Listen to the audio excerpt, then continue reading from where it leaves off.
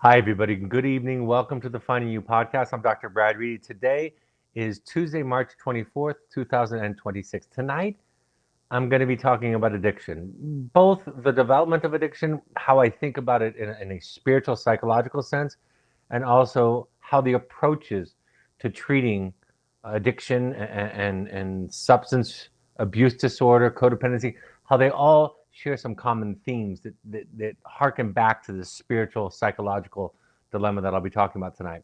Before I get into that, let me just go into the housekeeping items. For those of you that might not be aware, and for some of you attending this evening, we have launched the Inner Circle for our Finding You podcast, which is automatic if you're an alumni of our programs. If not, you can subscribe for $100 per year or $10 a month. That gives you access to the live broadcast like this one now. Or you can also attend, listen to content that's not available to the public, including the Ask Me Anything episodes. So if you're interested in that, go to our website or email us at info@findingyouprograms.com. This will be the last request, but I'm looking for families. A very well-known publication has reached out to me asking for families with young adults who have struggled with mental health, specifically with some addictions and substance abuse issues. So if you are that and you want to tell your story, I'd be happy to pass along your information, pass along their information so you can vet them first, look at what they've written, and look at what they published before, and look at the publication before you decide to respond and participate. If you're interested, email us at info@findingyouprograms.com. My new book, my new co-authored book, Stay in the Room, will be out April 7th. You can order now for pre-order on Amazon. Just go to Amazon and look up Stay in the Room. It'll ship on April 7th, and I'm looking forward to that. My other two books, The Journey of the Heroic Parent and The Audacity of You, are available on Amazon and Audible. Audible will be coming later for our new book, Stay in the Room. If you're looking for a deep dive, if you want to understand your participation in the identified patient's issues, if you want to see your participation in the addiction that is a family disorder, a family organizes around, that offering is our Finding You Intensive. The next available one is April 8th, also May 13th. So April 8th or May 13th. If you're interested, reach out to us via our website or emails for all other inquiries. For private intensives, if you're looking for a coach or a therapist who works in this model, go to our website or email us at that email, info@findingyouprograms.com. Our next support group for the alumni will be April 15th. That's the third Wednesday of each month. Reach out to us to register and get the link. If you're looking to attend a workshop of mine, my daughter Emma and I will be back at the Omega Institute in Rhinebeck, New York, in the Hudson Valley, July 12th through 17th this summer. So if you're interested, you can go to the Omega website at eomega.org. We will also be at the Art of Living Retreat Center, September 27th through October 2nd. And that workshop that we'll be running in both locations is The Audacity to Be You, Learning to Love Your Horrible, Rotten Self. It's kind of a blend between, it's not quite as personal and deep as the therapeutic intensive, and it's much more interactive and provocative, dynamic. It really digs into it more than just a lecture sitting. So if you're looking for something kind of in between, those are the offerings. You can also email us or go to our website to find out more. With that, let me get into tonight's content. My favorite description of addiction, and I'll say a few of these tonight, but the first one is this idea that addiction is a chronic attempt to not be present in your own life. Now, in some ways, the goal of tonight's broadcast is to demystify addiction, to make it less other, less something that we can't relate to that's out there, and understand how closely we are related to it. So addiction can look like working. It can look like focusing on other people's problems. It can look like exercise. It can look like reading. It can look like television. And of course, it can look like it's more harmful and more obvious forms of drug and alcohol dependency. But the point is that anything in our life that takes us away from being present. Somebody once said that mental illness is the inability to listen to the whisperings of our own soul. If we can't get quiet enough, if we can't allow ourselves to feel, if we can't be present with our circumstances, sometimes what that looks like is that there's something that's calling me, a conversation I need to have with my spouse, a boundary that I need to set with my mother, a difficult step that I'm navigating regarding my children, whatever that might be. There's some whispering, some calling that I'm being called to, asked for, and I'm unwilling or unable because I'm afraid, because I don't have the security of attachment to know that my wings will soften my landing, that I can survive no matter what the outcome of the circumstance. When it gets to be that dilemma, oftentimes the only way to bear it is to take an anesthetic, to take something that will change our brain chemistry and give us a feeling of wellness, a feeling of safety, maybe a feeling of being empowered, right? It can give us some drugs really appeal to that ego inflation. So when we feel powerless and small, we might be more drawn to that kind of substance, that high. Or if we are anxious and scared, we'll be drawn to drugs that have a numbing or a soothing effect, a calming effect. When you think about the trigger of our mental health symptoms, and how mental illness is prolonged exposure to something that's overwhelming to us, it makes sense why we would turn to substances, why we would turn to behaviors like screens to try to escape, because we don't have that base, that nervous system that can withstand the storms of life, that can withstand the anxieties of life, that can buoy us up when we're feeling overwhelmed. So to drink, for example, oftentimes alcohol is referred to colloquially as liquid courage. It takes away our fear. In so many ways, and I've said this to young people for years, in so many ways, it's a spiritual quest, a spiritual thirst that we're really hungering for, that feeling of safety, that all is well in the universe. And maybe even in the most specific way, it can be an attempt for the spiritual transcendent experience of being one with your higher power. But when it is accomplished through these kinds of behaviors like substance use or substance abuse, then our life can easily spiral out of balance. So addiction really can't be named by the substance that we're using, although some substances don't lend themselves to casual, recreational, occasional use. Some have highly addictive qualities that are often, those qualities are an immediate high, right? A quick reaction and a powerful reaction. Some of those substances that we ingest don't lend themselves to, like I said, a more casual, occasional usage. But outside of that, we can really understand that the substance doesn't define the addiction. It is our relationship to it and our relationship to life, to ourselves, to the people around us. And if we find those things overwhelming, if we can't find a suitable or acceptable way out of the feeling or the dilemma that we find ourselves in, then we can be very tempted to ingest a chemical that will give us that sense of unity, of connection, of safety, of empowerment. And if we haven't developed the psychological structure, like I mentioned, those kinds of experiences can quickly become our greatest priority, something we go back to, something that causes our life to lose its balance. You know, when we talk about the treatment of addiction, my method is, of course, psychotherapy. So what I say to people often is, try psychotherapy. And if psychotherapy doesn't make a dent in your addictive behaviors, then you might need something more structured like a 12-step program. But psychotherapy is a kind of mindfulness. It's an attempt to be present in your life. And so questions that have become a cliche, a therapy cliche, like how do you feel, illustrate the idea that we're asking the client to be present in their own life. How are you feeling? What's going on? How did that impact you? What do you think? What's going on in your body right now? Can you feel a sensation in your body? What's your impulse, your instinct? What do you want to do? We're asking you to spend time looking and sitting and being with yourself. And very importantly, if the therapist is too eager to be helpful as they see it, to fix the problem, then they'll rob the individual of their psychological and spiritual task. So the job of the therapist is to sit with the client in what I like to call their unsolvable problems.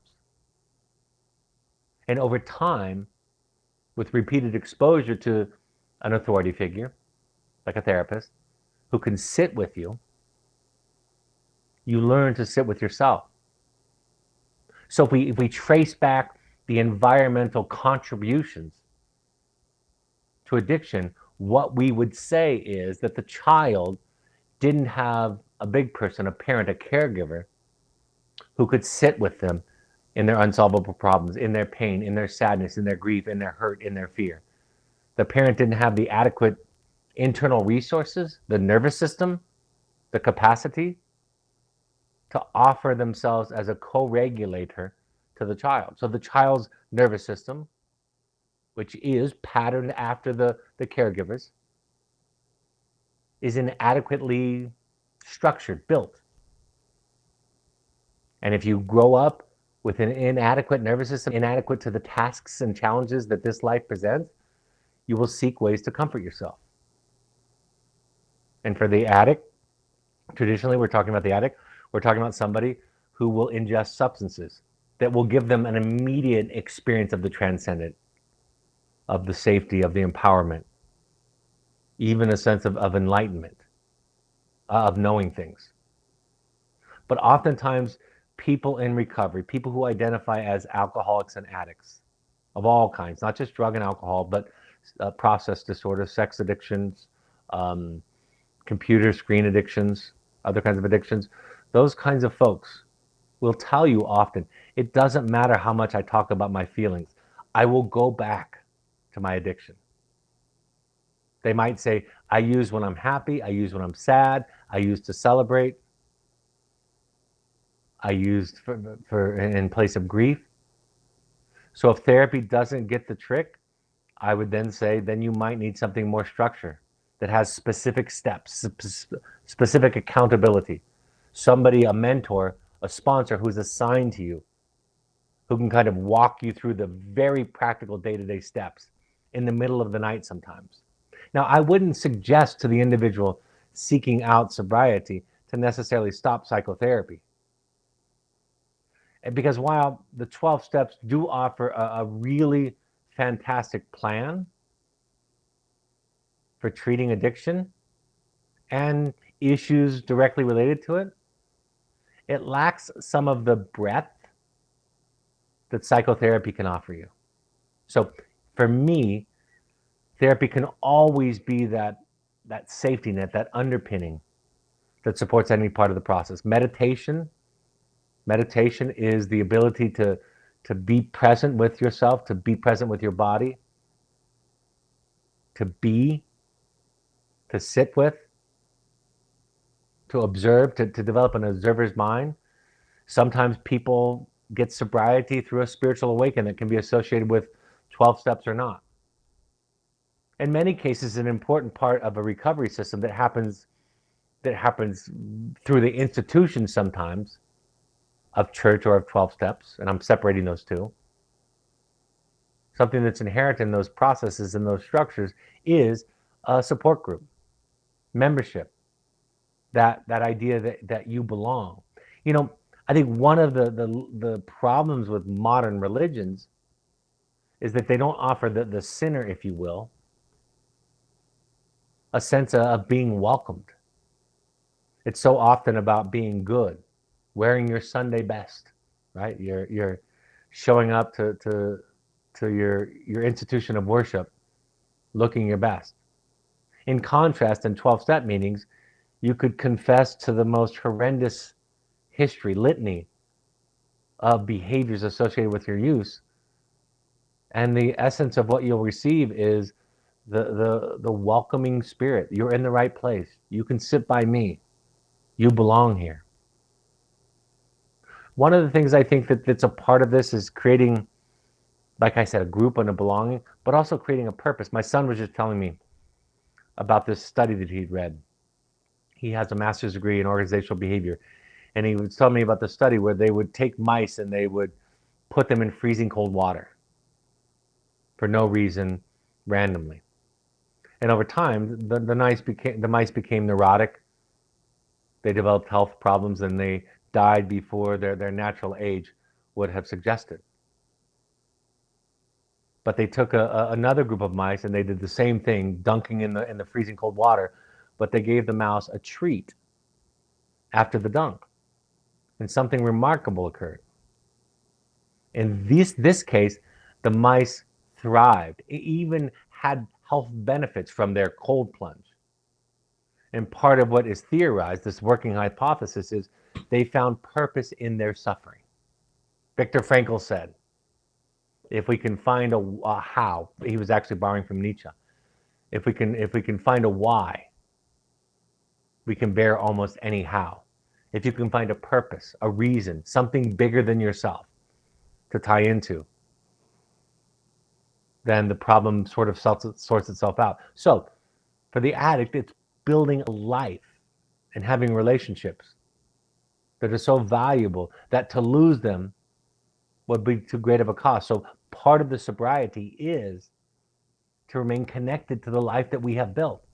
So going back to the original idea that addiction is a chronic attempt to not be present in your life, part of it is to make a life worth living. Now, at the outset, the question always is this a genetic disease or an environmental disease? And some of the modern speakers like Gabor Mate really emphasize the environmental factors, childhood trauma. But anybody who studies psychology knows that it's always both genetics and environment. What percentage of it is which, we don't quite know. But we all know that every human being has certain predispositions, limitations based on their genetic makeup. And depending upon how the environment presents itself, those genetics then are turned on or off. If you experience a certain amount of stress and you have a certain kind of genetic makeup, you could reach this threshold where your trauma starts to show up behaviorally with substance use disorder, etc. Where somebody exposed to the same kind of environment might not have that predisposition. But the point of my stopping here with this principle is forget about this idea of which is it. It's always both. I've never heard, ever, a compelling argument that would suggest that it is solely one or the other. And I've been spending about 35 years trying to find that. The Buddhist monk Thich Nhat Hanh wrote this. He said, many people aspire to go to a place where pain and suffering do not exist. A place where there is only happiness. This is a rather dangerous idea, for compassion is not possible without pain and suffering. We should not try to escape from our pain. We should look at it directly. Looking at suffering deeply, we will have deep insight into its nature, and the path of transformation and healing will be present itself to us, will present itself to us. To me, the definition of hell is simple. It is a place where there is no understanding and no compassion. We have all been to hell. We are acquainted with hell's heat, and we know that hell is in need of compassion. So here's some principles here that I'm talking about. We do have this idea that life is ultimately something that we can master and that we can avoid pain. It's in our culture, it's in our media, it's in our collective consciousness, right? You can see it almost everywhere. And what Thich Nhat Hanh is teaching us is without suffering, we miss perhaps the most important ingredient in the human experience, and that is compassion. So I realized this years ago because people have always asked me, why do we need to suffer? Why do we need to experience pain? And for me, this is a really big part of that answer.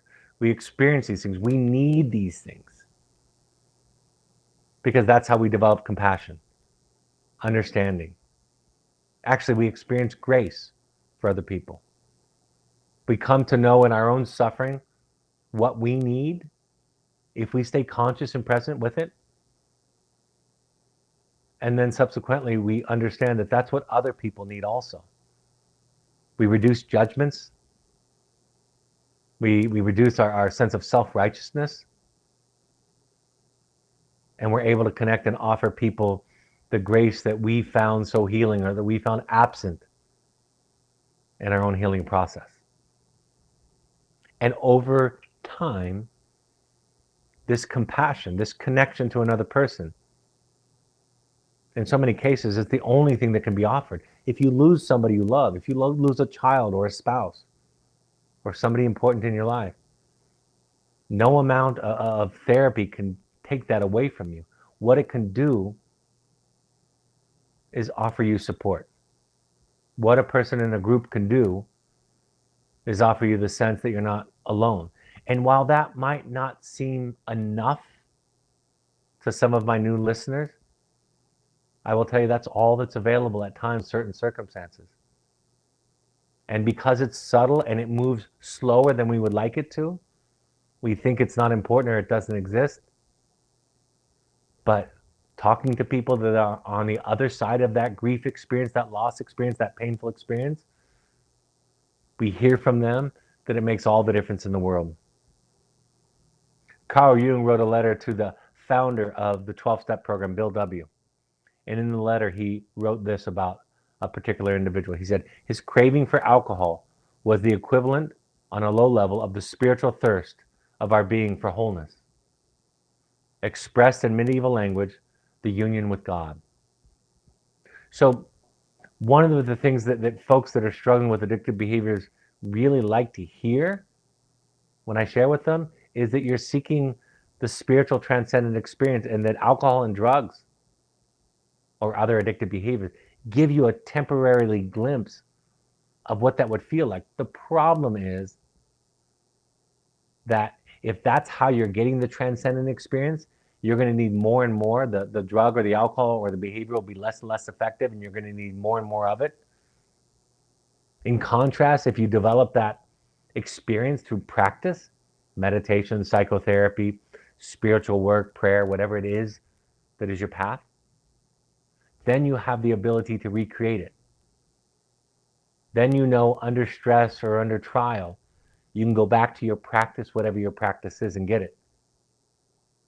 And it doesn't become the self-defeating process that addictions do.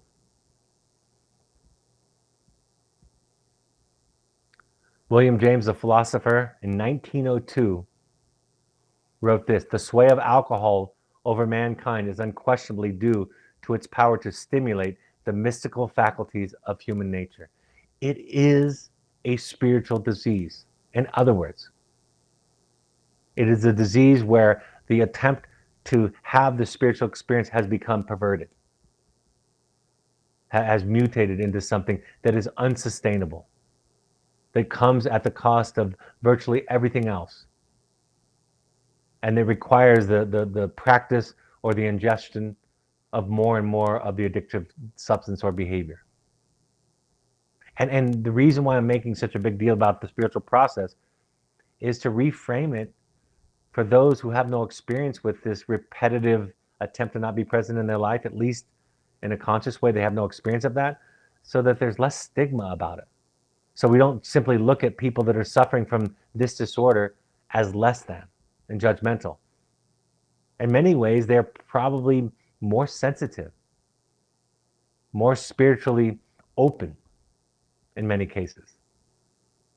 They have great gifts, which if they can learn to master, to learn to deal with, they'll have incredible gifts to offer to the world.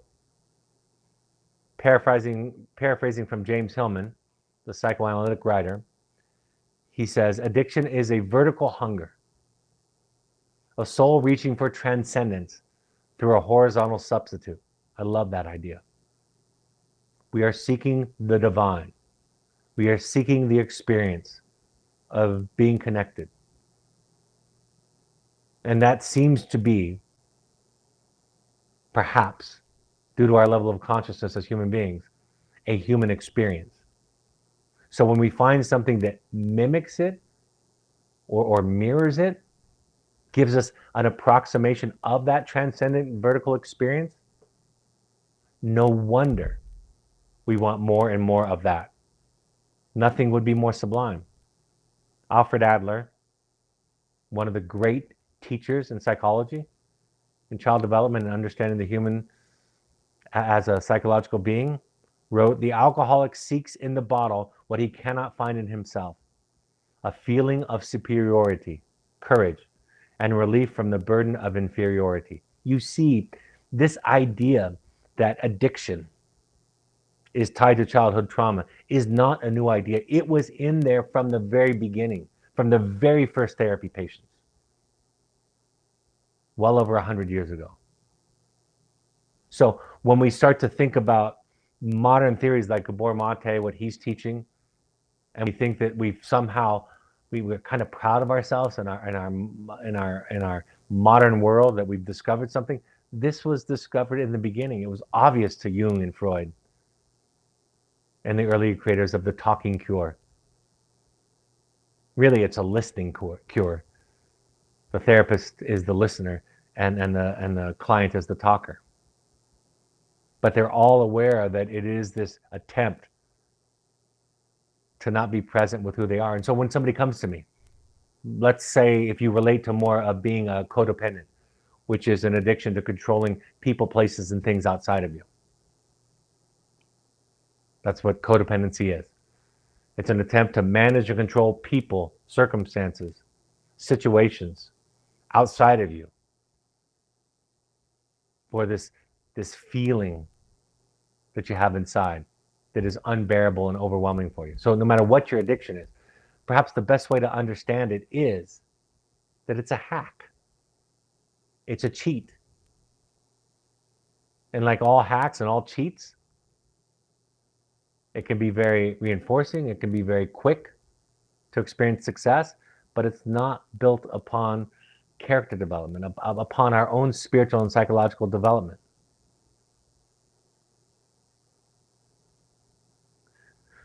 Viktor Frankl said, "The existential vacuum manifests itself mainly in a state of boredom, and it explains the mass neurotic triad of today: depression, aggression, and addiction." It's simply a person's best attempt to solve the problem of pain in their life. And as we all come to know one way or the other, if we have any part of ourselves open to receiving information, avoiding pain, not dealing with pain, will cause a life that is out of balance. You can't just cut out the hard stuff. When you cut out the hard stuff, unfortunately, it's inextricably linked to the wonderful, joyful, transcendent stuff. And so you lose all the energy, all the spiritual light, all the wisdom, all the love and the grace that's available to you. Henry Nouwen, I believe that's how you say his name, a Catholic priest, wrote, "Our addiction is not primarily the bottle, the needle, or the pill. It is the compulsive need to fill the inner void." Most importantly, I used to teach this class in preparation for parents visiting the wilderness program that I ran for 28 years. And for, I don't know how many years, many, many years, we had a class that I would teach every Tuesday or Wednesday night, depending upon how we structured the program.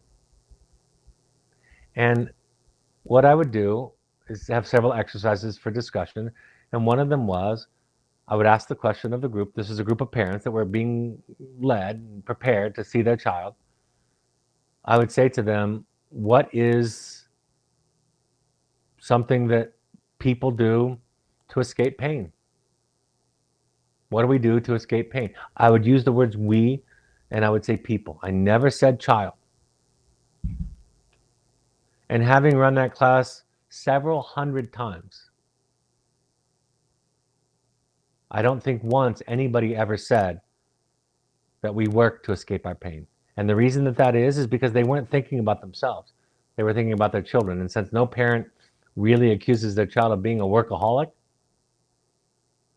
it never came up in these brainstorming sessions.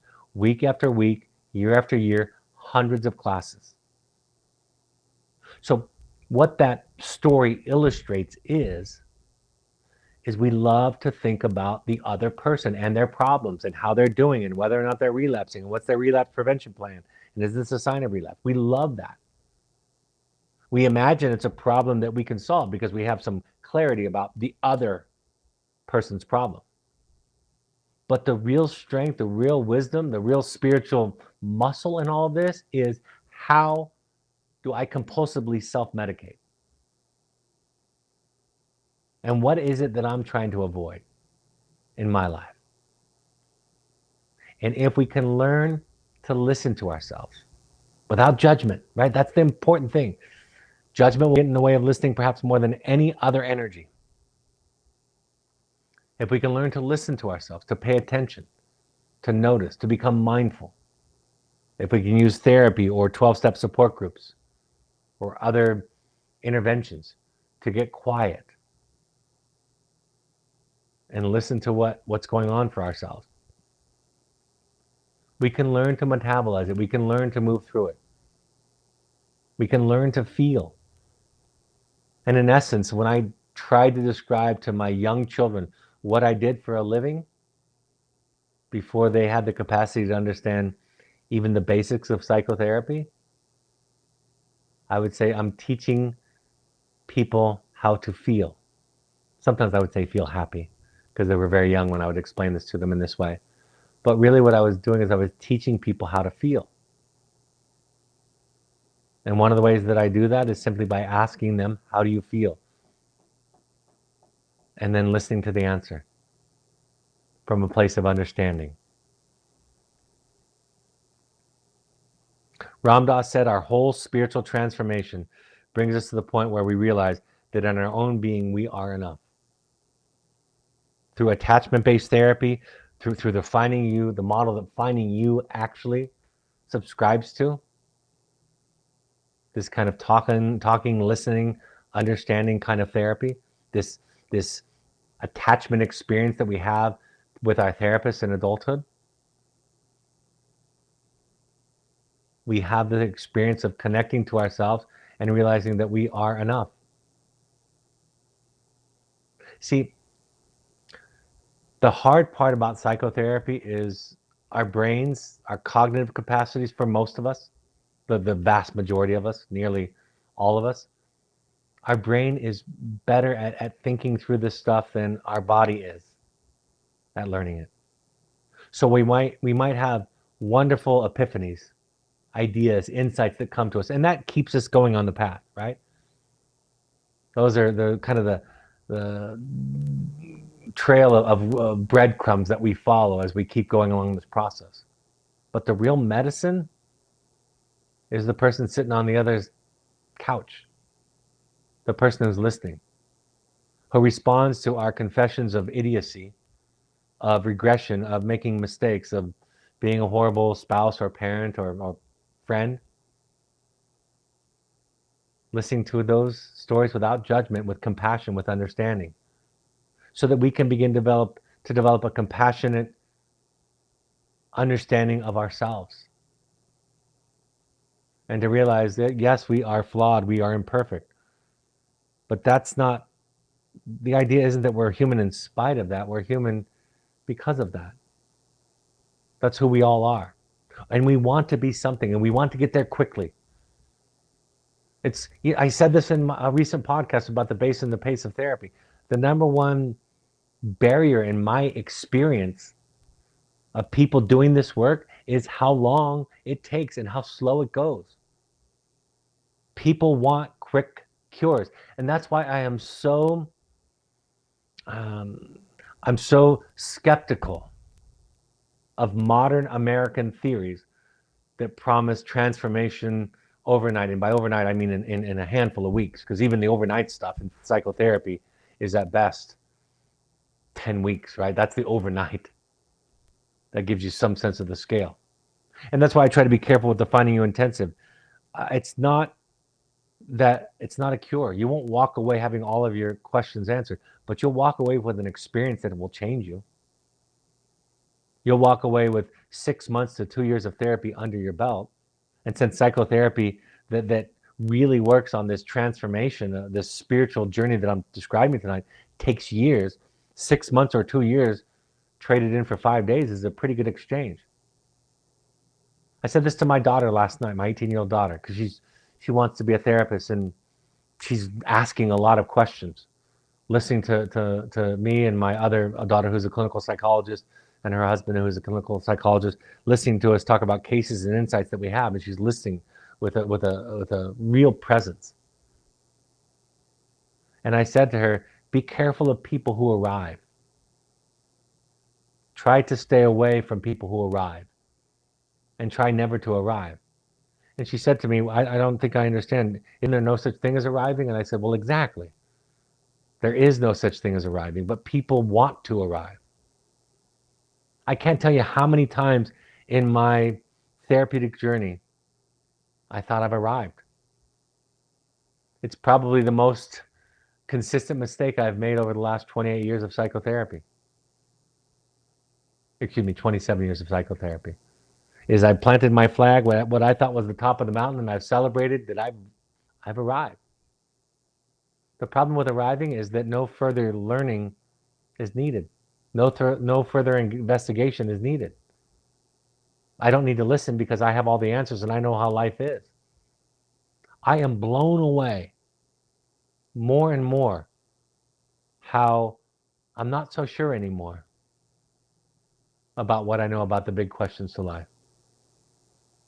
And while when I was younger, that was the very thing that I needed more than anything to feel a sense of serenity, I needed certainty.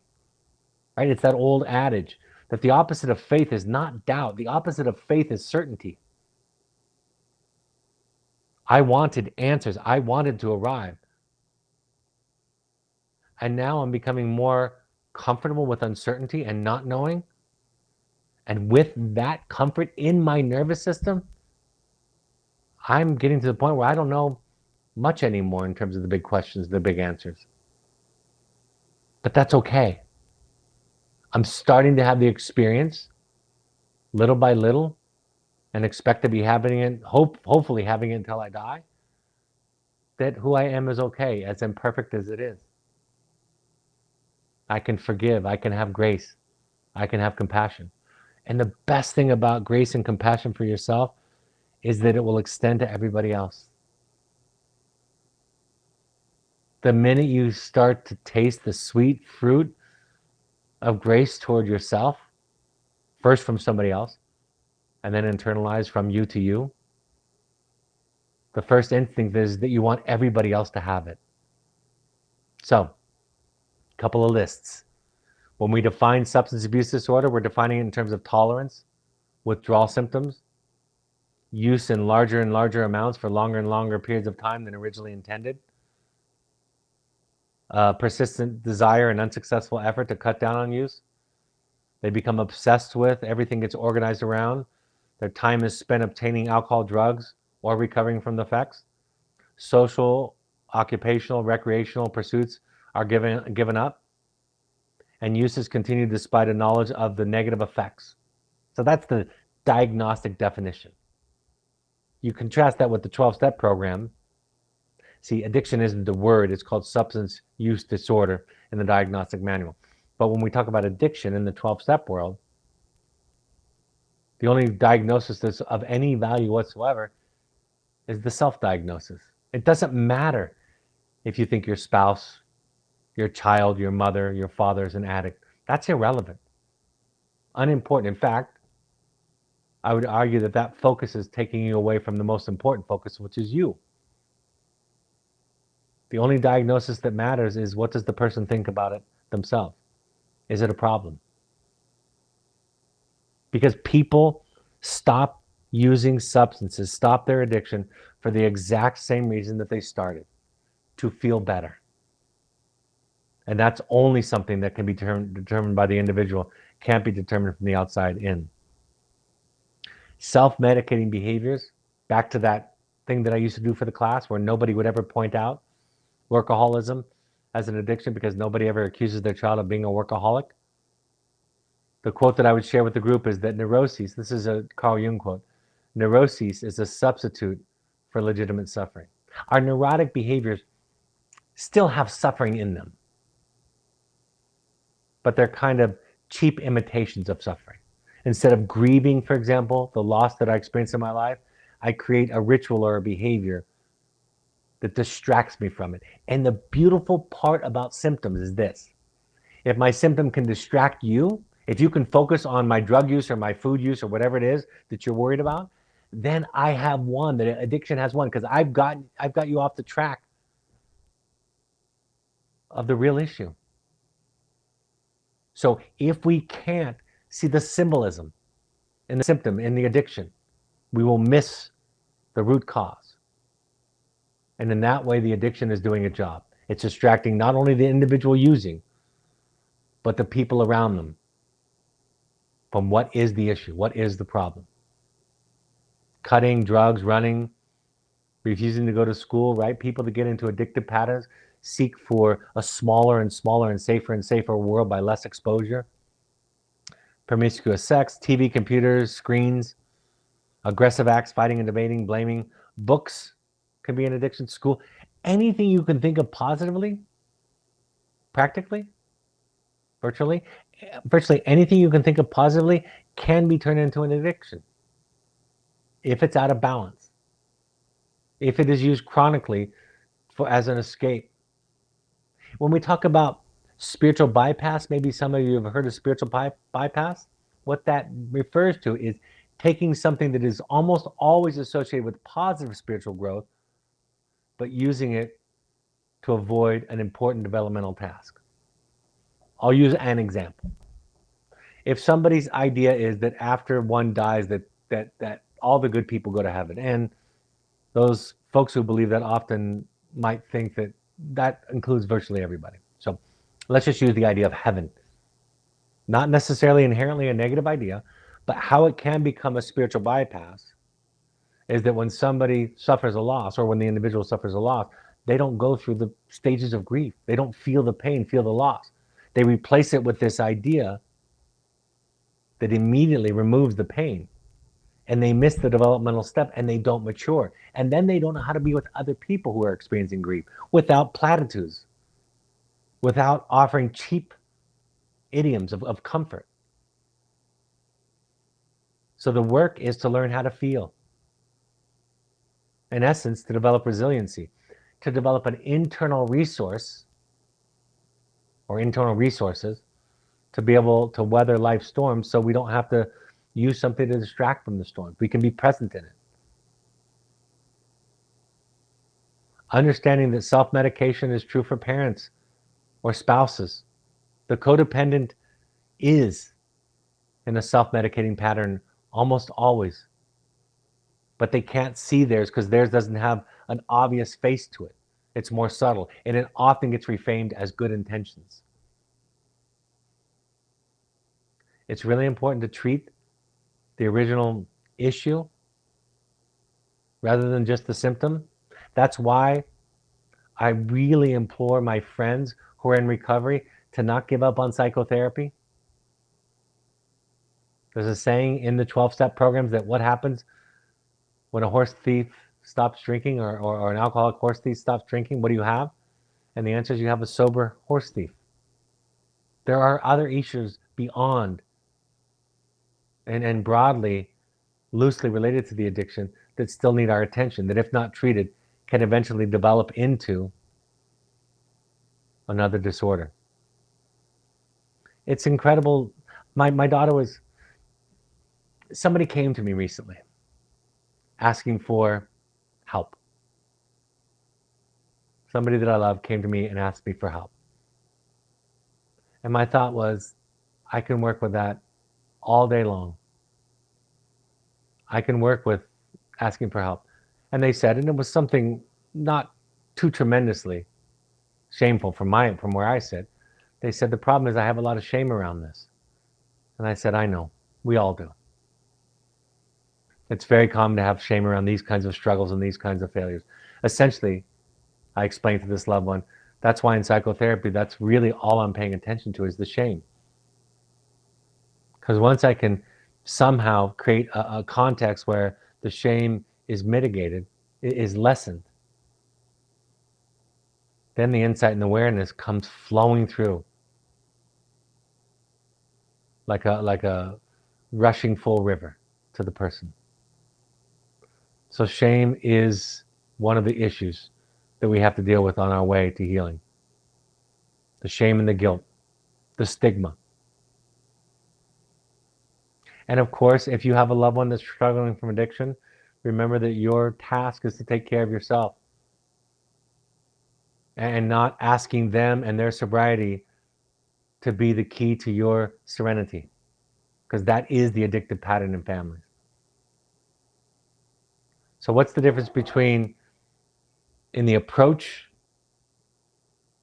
to treating addiction based on whether it's an experimentation issue, an abuse issue, or an addiction? And the answer is almost nothing. What we do differently is with acute life-threatening addictions, we have situations both legally and with children where we can place them without their consent into treatment, even with adults, if it becomes severe enough. If it rises to the level of suicidal type of behavior. But after the substance issue is dealt with and the person is safe, we still encourage a look into the trauma, a look into the nervous system, a look into what is it about your makeup where dealing with life and its pain, and for some of us it's a lot, is so unbearable that the only solution is to do something that eventually becomes the thing that takes away everything joyful in your life. And that question, that pursuit, that deep look, deep dive into things is critical. At Finding You Intensives, what I often say is, you won't leave here with the answers, but you'll leave here with understanding something new about your project. And it will be different than what you think when you get there. There's almost no difference whether it's experimentation, whether it's abuse, or whether it's addiction. In fact, I often say when people say to me, well, I'm not addicted, my response is, great, let's keep it that way. This stuff that I talk about works whether you are fully addicted, whether you're not addicted at all, or whether you're somewhere in the middle. Individuals who begin using drugs as juveniles are at a greater risk of becoming addicted compared to those who use as an adult due to the immaturity of the brain, particularly the part of the brain that controls impulses. That's why we need laws and regulations around young person's exposure and usage, is because it's not the same brain. It's a brain that is more plastic and malleable, that is going through a lot of pruning and changing. And if that happens in the context of substance use or substance abuse or screen use or addictions, then the wiring and the pruning is going to be wired for addiction. I was once watching a panel and somebody was asked the question, what would you say to somebody who doesn't accept that they are addicted, when from the outside they clearly are? And the answer that I most enjoyed was somebody said, I wouldn't say anything, I would listen. I would understand, and I would try to create a non-shaming environment, a non-critical environment, where they could more courageously look at themselves and the relationship they have with whatever the addiction is, and ultimately the pain that it is masking.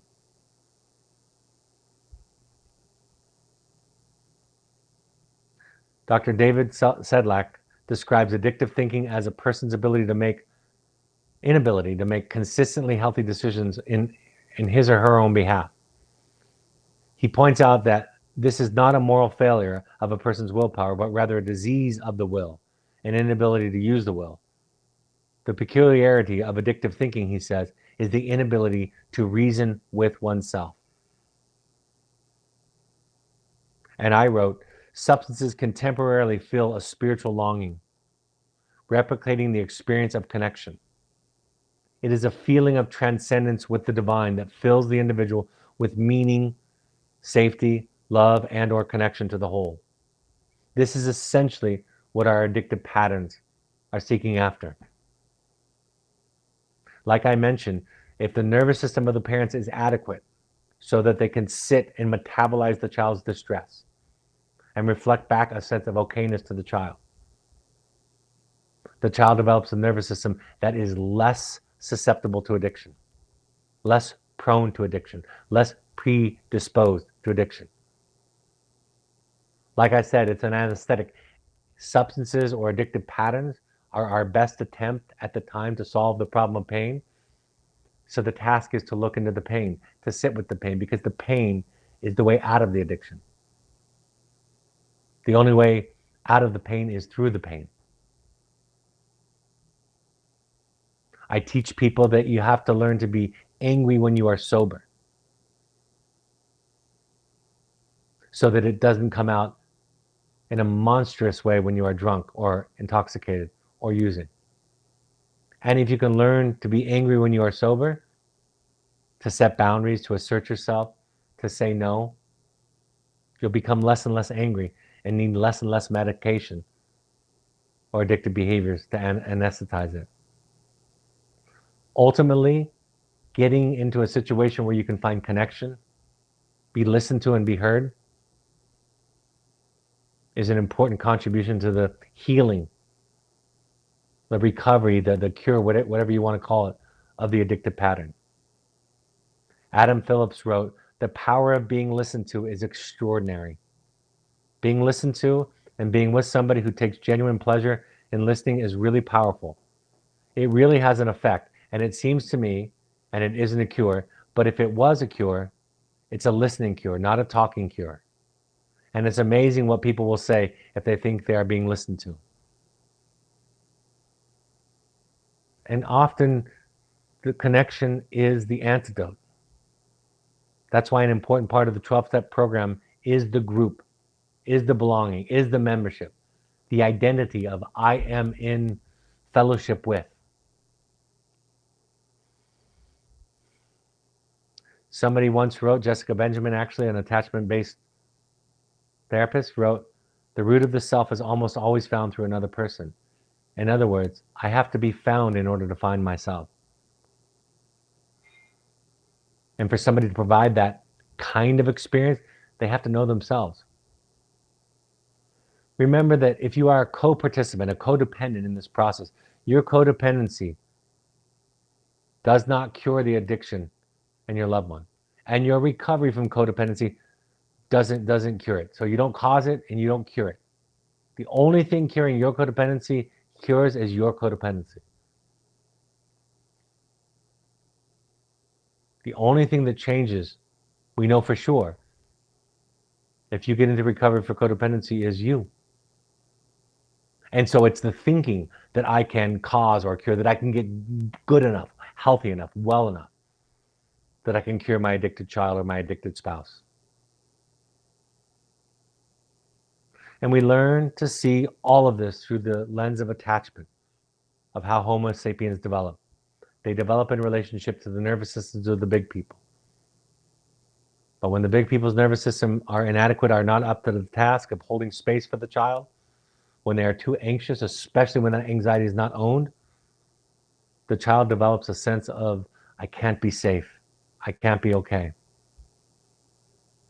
I'm not going to go over the 12-step, but I'm just going to refer to these models. The 12-step does a great job at teaching some of the principles that are involved in the healing process of this addiction. Moving away from control to transcendence. Learning to be present today, one day at a time. Learning to surrender and ask for help. To be vulnerable. Understanding that my nervous system is structured in such a way that if I use just a little bit, I'm prone to use a lot. So saying I, Brad, am an alcoholic, or I, Brad, am a codependent, or I, Brad, am an addict, is a prophylactic against addictive behaviors. I have to remind myself of my propensity, of my weak spots, of my Achilles heel. Participating in rituals and group support and community give me that anchoring and that grounding, and even accountability. And learning to get rid of my secrets. learning to tell the most despicable, shameful things of myself to somebody who can listen without judgment. Richard Rohr, the Catholic priest and great analytic writer, said, the genius of the 12-step program is that it's about transformation of the self, not just sobriety. And Johann Hari, who gave a wonderful talk, if you haven't heard it yet, go look for Johann Hari's talk on addiction, entitled Everything We Think We Know About Addiction is Wrong. He said the opposite of addiction isn't sobriety, it is connection. Connection to others, connection to self, connection to the larger context, connection to the divine. Dr. Robert Schwiebel came up with the 7 challenges, which all center around having a discussion with the individual who seems to be suffering with addictive behaviors that is non-judgmental, that is curious, not confrontive, not using a hammer, but rather maintaining a posture of safety, of non-judgment, and of curiosity. And Thich Nhat Hanh, the Buddhist teacher, talked about this. He said, when instead of telling people not to drink, he teaches them to practice mindfulness, which is what psychotherapy and the 12 steps and the 7 challenges can do for you. He says, when you drink whiskey, learn to drink it with mindfulness. Drinking whiskey, I know that I am drinking. I know that it is whiskey. I know that I am drinking. This is the approach that I would recommend. I'm not telling you to absolutely stop drinking. I propose that you drink your whiskey mindfully. And I am sure that if you drink this way for a few weeks, you will stop drinking alcohol. Drinking your whiskey mindfully, you will recognize what is taking place in you and in your body, in your liver, and in your relationships, and in the world, and so on. When your mindfulness becomes strong, you will just stop. Now, while I think he's offering a slightly superficial cure, the long-term process is it. People go to 12-step meetings, they go to groups, they go to therapy to tell their story and to be heard and to listen to the stories of others that contain experience, strength, and hope. And they do it in an effort to be more mindful about what's going on in their life, to understand themselves better. Motivational Interviewing, which is a wonderful book that teaches therapists how to do therapy without the old style of confrontation, to do it from a safe place. They talk about the same idea. We have to build a safe place, whether it's harm reduction, which is kind of what I'm talking about tonight, in a sense, even though I'm citing some of the other programs.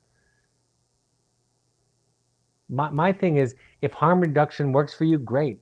If the 7 challenges works for you, great. If Buddhism works for you, great. If Catholicism works, if Judaism works, if Islam works, if a stick works, great. Whatever works for you works. It doesn't have to be my way. I can tell you what works for me. I can tell you my approach. I can give you my experience. But I don't know what will work for you. In the end, the thing that I look for somebody who's ready for recovery is surrender. That idea that I need help, that my best thinking got me here.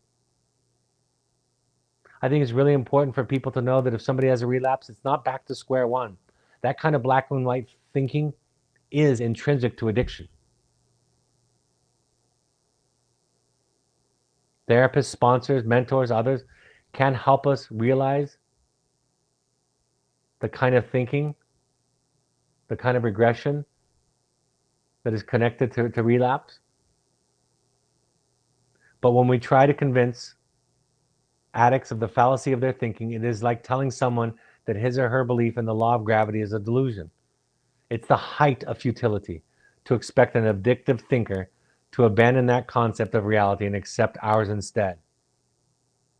Addicts must lose faith in their current reasoning power, and they must accept the possibility of another version of reality from someone they trust. That's from Abraham Tversky.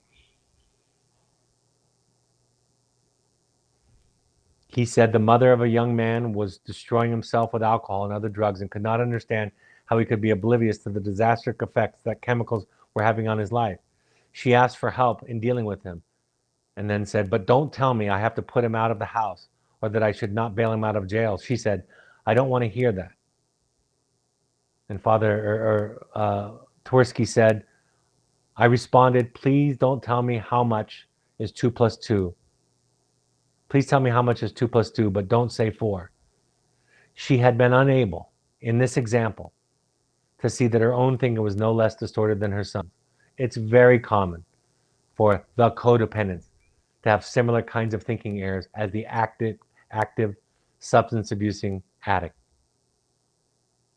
So we look for surrender, and that includes surrender for the codependent. My best thinking got me here. I need help from somebody that I trust.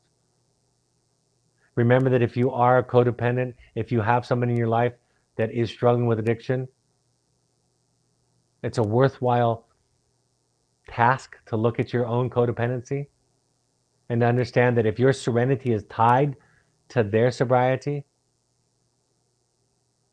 your healing, your sobriety emotionally is built on a very shaky foundation. Remember that prevention for these kinds of disorders is the same as the repair, the cure. We do the same thing. Just in therapy, we do it for 1 hour a week, whereas if we could have had that in our families growing up, in our family of origin, it would have been present to us in a much more profound way. That's why, and also for neurological reasons, that's why therapy takes so long to undo, to repair, to heal what happened in our family of origin.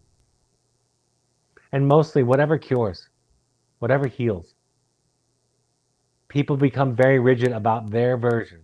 I do too. You can hear it when I teach in these podcasts sometimes. But the fact of the matter is, whatever cures. And your work is the same. The work is the same, whether you are an addict, a codependent, whether you don't identify as either, you have the same work, which is to become a whole person, to look at yourself, to sit with yourself, to keep going, keep looking. Stay on your side of the street, because one of our favorite addictions is to focus on other people's problems. It's a lot easier. And to come to know and understand, and maybe even share with the person struggling with more of an overt addiction, what your self-medicating behaviors look like. That can feel very de-shaming, very comforting, very connecting to them. And that connection, that's the medicine. But that connection will only happen if you've looked deeply into yourself and can genuinely identify with the person suffering from the addiction. All right, folks. My new book is coming out April 7th.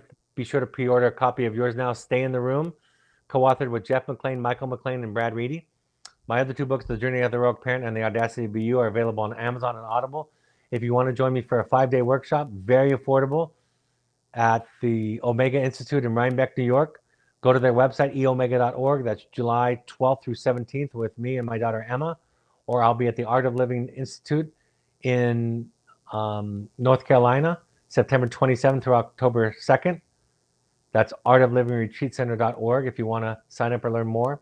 If you want to do a deep dive in your own work, if you want something that will change you fundamentally and powerfully beyond what I teach and talk about, Finding You Intensives is that offering. April 8th through 12th is the next offering. We have spaces available. In fact, I'll say this. If you're listening tonight, or if you're listening to this at all, and you refer somebody, if you've been to Finding You and you refer somebody, we'll give them $500 off for the April Intensive. April 8th through 12th, May 13th through 17th after that, June 10th through 14th after that. For all other inquiries, for private intensives for couples and families, for a coach or a therapist who works in this model, email us at info@findingyouprograms.com or go to our website. The next support group is April 15th. That's the third Wednesday of each month. April 15th is that next offering. I will be back this Thursday for an Ask Me Anything episode that's only available to our Inner Circle audience. So if you'd like to join us, reach out to us and we'd love to have you sign up. $10 a month, you can cancel at any time. info@findingyouprograms.com is the email to use for all of these things. I hope this is a helpful point of contact. I hope something I said tonight gave you some comfort or made you feel connected or seen or heard. And as always, for on behalf of the people that you love and the people that love you, thanks for showing up to these kinds of experiences, because you doing your work, working on you, makes all the difference in the world. Have a great evening, and I'll talk to you Thursday night. Take care. Bye-bye.